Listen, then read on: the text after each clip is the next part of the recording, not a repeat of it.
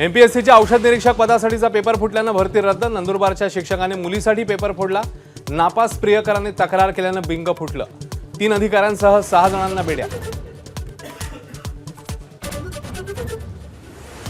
निधी वाटपाच्या वादावर तोडग्यासाठी सरकारचा मोठा निर्णय। जिल्हा विकास निधीवर 70% आमदारांचं नियंत्रण, तर पालकमंत्र्यांच्या वाट्याला 30%च निधी। पालकमंत्र्यांच्या अधिकारांवर गदा आणल्याची चर्चा।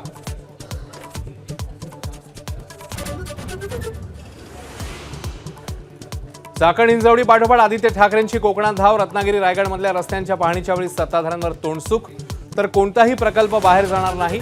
लोटे एमआयडीसी मधले उद्योजक सरकारच्या बाजूने।